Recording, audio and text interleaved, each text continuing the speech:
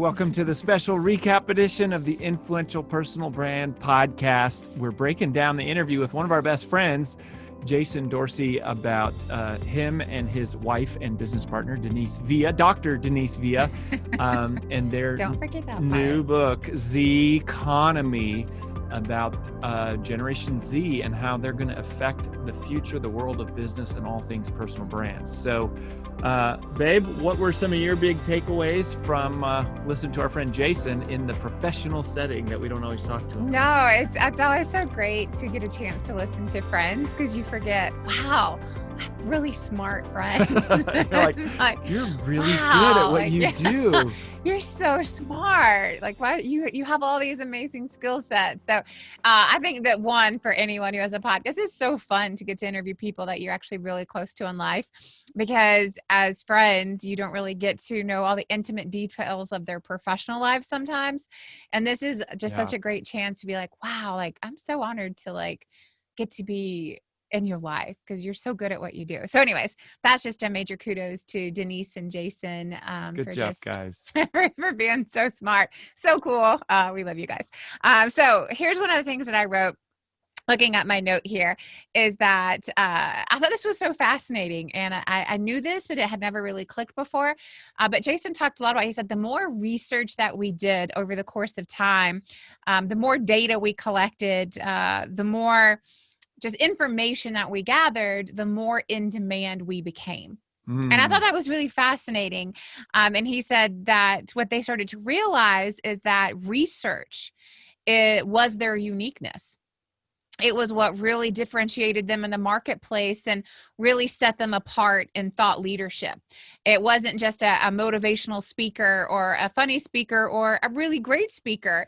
It was like, no, this is founded in data. It's founded in research. That means something to how you recruit and hire and lead and train. And in his case, millennials. Now moving on to Gen Z, but that research was their uniqueness. It's what set them apart. It's what got them on TV and all these national media spots. It's what helped them increase their fees as they became true thought leaders in the generational conversation that has really been really big for the last 20 years. Yeah. And now they're changing that ever so slightly to be on Gen Z, which will keep them very busy for the next 20 years. Yeah. And you mentioned research. It's interesting. I don't think their expertise is so much on millennials. Where are you looking? What are you doing? I'm just thinking. I'm thinking. I was like, it's not so much on millennials, but it's on research, which means that makes them timeless in terms of it. And Z Economy, of course, is the new book that is all about this next era and this wave. So that was my big takeaway too, is just the power of research. And I felt a little bit of a permission too when they said that there's different levels of research. And so you can start with something basic and then kind of like work your way up. But I loved this quote when he said, success is when competitors have to cite your study because your data is so good. So that's something for us or that they want aspire to. Oh, I love that. Yeah. So that was the same takeaway for me, I think. Yeah. I thought it was just so good. And I thought this was good to just kind of sum up that point. He said that research is what separated them in a crowded market. Yeah. Right. So for those of you who feel like you're in a crowded market, looking at research and data as a competitive advantage, I think is really unique. Okay. Why don't you go ahead and do your second one? So my second one was really just understanding this was more of a generational thing than it was, how they built their business, but related to where they were saying, Jason said, a generation isn't changing. They're just bringing who they are into the marketplace. And so you need to know them. Yeah. And that's just a quick pivot you need to make in your brain.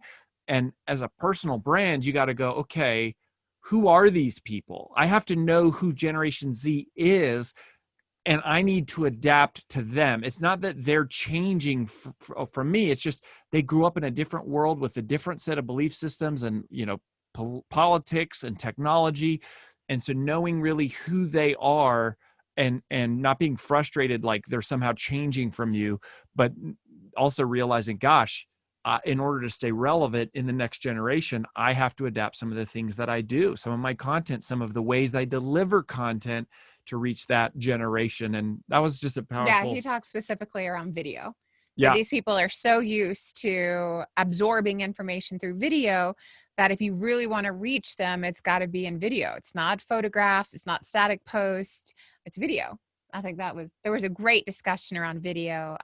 So if you're, a little video shy, maybe you need to talk about who is your demographic and who are you reaching? And if it's in this younger, at this point, Gen Z is all the way up to age 24, right? So they're in your consumer market to some degree. So yeah, I thought that was great. I'm going to read this a little bit because when I listened to it, I took some really tedious notes. So yes. So a couple of other things that I put down here. I thought this was really smart. The data alone isn't quite good enough. You have to be able to translate the data into a story that connects with your audience. And I thought that was really smart. And I think so often you think, okay, I need data, I need research. It's like, I need numbers and I need charts and diagrams. And that's what you think about with data. And he's going, no, data alone is no good. Nobody emotionally connects to numbers. And he didn't say this, but this is what I heard. Yeah. But you need an emotional story tied to the data that people can connect with, that they can relate to, that they can see themselves or their company or their audience in. And he said that, just even media, right? They don't want you to talk about numbers. It's what do the numbers mean? Like, who are the people? What are they buying? Right? How does that change how you do business? Those are emotional things.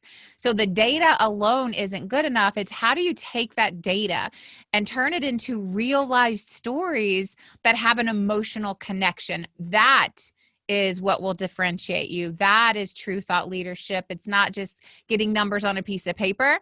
It's translating those things into real stories with real emotion. Yeah, that's a cool thought, that data is the starting point of the story, and really what people are after is the story. So my third takeaway, you actually already mentioned, was that Gen Z specifically was their language, their native tongue is video. And I was thinking about those of you that are writers going, okay, well, what does that mean for you if maybe you don't want to be on the camera, or you don't like to be kind of front and center, but it's going, okay, how can I still adapt? And this came up actually in one of our events. Somebody asked this question specifically, and there was some really good collaborative discussion. And what came out of that discussion was going, okay, well, if you're a writer and you don't like to be on video, you can write and then read your writing and overlay it on top of still images or stock royalty-free footage. And if you don't want to read it, you can get a voiceover, like you can get someone to voice over it, but you can still take the written form of content and produce it into video, which if you're going to connect with Gen Z, that's probably something you should look at doing. So that, hit me. It was like, we got to go video. Everything has got to find a way to be on video because that's who they are. That means more showers. More showers. More having to do more hair. Makeup. More hairspray. That's what that means. Yes, more hairspray. Okay, my third one, you kind of mentioned it earlier, but I'm just going to touch on a little bit more.